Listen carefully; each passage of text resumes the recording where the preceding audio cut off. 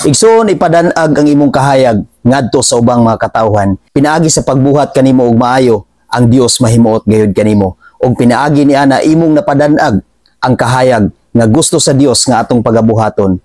Tungod kay walay tao nga magdagkot og suga igsoon nga taguan lang kini, kundili iya gayud kining itungtong sa tungtunganan aron mudanag ang kahayag ngadto sa tanan nga katawhan.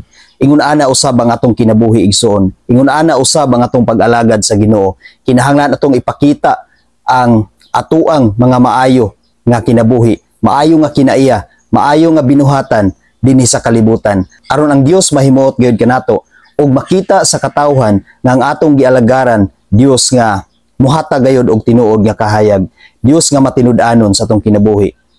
Mateo 5 versikulo 16. Busa sa samang paagi, ipadanag ang inyong kahayag atubangan sa mga tao aron makita nila ang inyong mga maayong buhat ug daygo nila ang inyong amahan nga atua sa langit.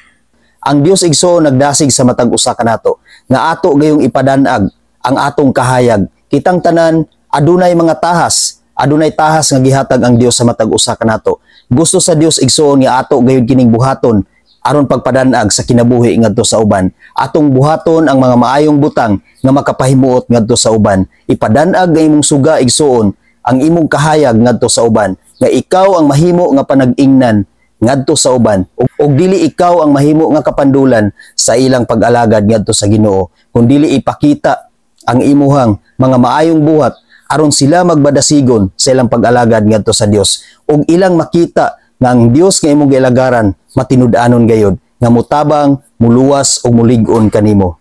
Ug pinaagi niya na igsoon ilang daygon ang atong amahan nga atua sa langit nga maoy naghatag kanato og tinuod nga kinabuhi ug maoy naghatag kanato og tinuod nga kahayag sa matag usa kanato.